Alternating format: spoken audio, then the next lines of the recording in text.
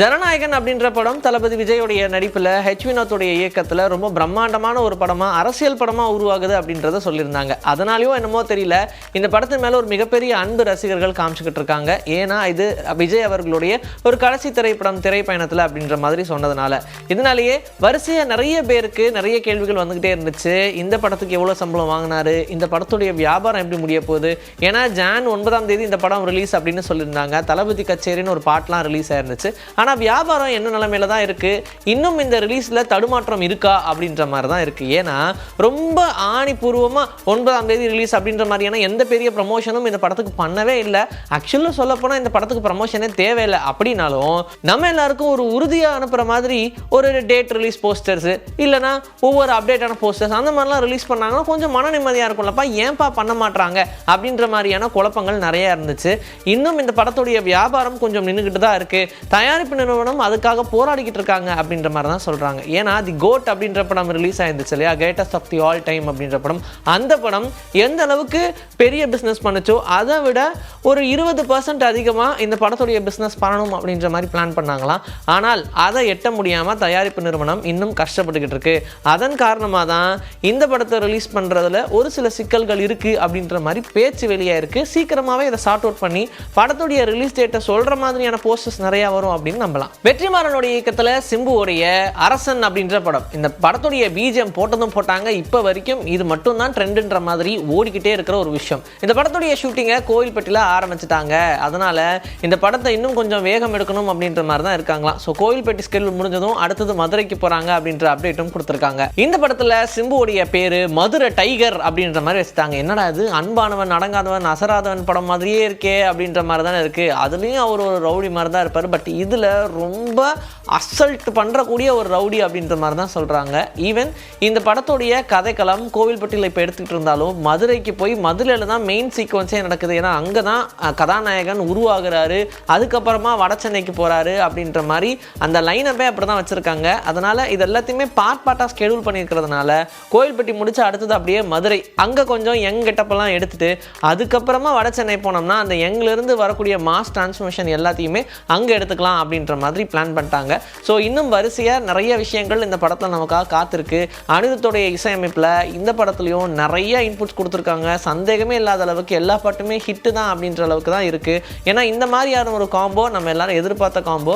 Even ரொம்ப நாள் முன்னாடி சிம்பு அவர்களே வேற வெளிப்படையாக கேட்டிருந்தாரு இவருடைய படத்துலலாம் ஒர்க் பண்ணணுன்னு. அப்படி ஒரு ஆப்பர்ச்சுனிட்டி வந்ததுனால முடிஞ்ச அளவுக்கு மாஸ் காமிக்கிற மாதிரி தான் இந்த படத்தில் நிறைய ஒர்க் அவுட் பண்ணிட்டு இருக்காங்க. பாகுபலி தி எபிக் அப்படின்ற படத்துடைய ரிலீஸ்க்காக ஜப்பானுக்கு கிளம்பி போனார். நம்ம எல்லாருக்கும் தெரியும் பிரபாஸ் இந்த படத்துக்காக பெரிய ப்ரமோஷன் ஒர்க் பண்ணிக்கிட்டு இருக்காரு அப்படின்னு. ஸோ ஜப்பானில் திடீர்னு நிலநடுக்கம் வந்ததும் எல்லாருக்கும் பயங்கரமான ஒரு பதட்டம் ஆயிடுச்சு. என்னாச்சு, பிரபாஸோடைய நிலைமை என்ன அப்படின்ற மாதிரி நிறைய பேர் கொஸ்டின் கேட்க ஆரம்பிச்சிட்டாங்க. அதுக்கு பிரபாஸ் சைட்லேருந்தும் எந்த ஒரு அப்டேட்டும் வராததுனால இன்னும் கொஞ்சம் பயம் அதிகமாயிருச்சு. ஆனால் இந்த ராஜா சாப் அப்படின்ற படத்துடைய இயக்குனரான மாருதி கிட்ட பேசியிருக்காரு பிரபாஸ் அப்படின்ற மாதிரி சொல்லியிருக்காங்க. அவர் ரொம்ப சேஃபாக இருக்காரு, எனக்கு ஒரு பிரச்சனையும் கிடையாது அப்படின்னு மாருதி கிட்ட சொன்னதாகவும், மாருதி இந்த விஷயத்தை வெளிப்படையாக சோஷியல் மீடியாவில் போட்டதுனால ரசிகர்கள் கொஞ்சம் பதட்டம் குறைஞ்சிருக்கு அப்படின்ற மாதிரி தான் ஃபீல் பண்ணுறாங்க.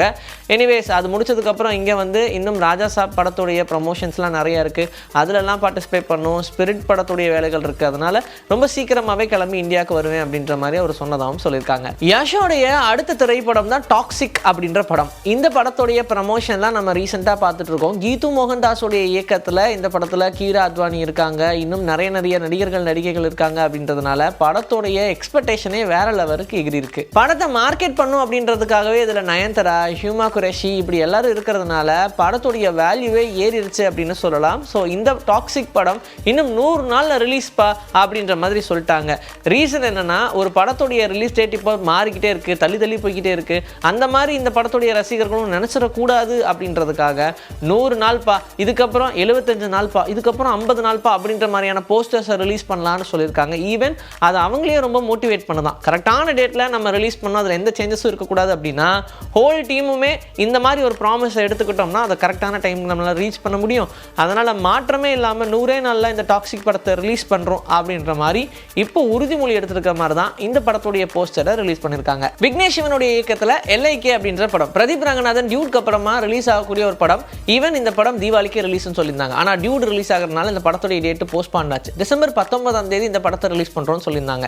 இது ஒன்றும் புதுசு இல்லை. இதுக்கு முன்னாடியே ஒரு 5-6 தடவைக்கு மேலே இந்த படத்துடைய டேட்டு சேஞ்ச் ஆகிட்டே இருந்துச்சு.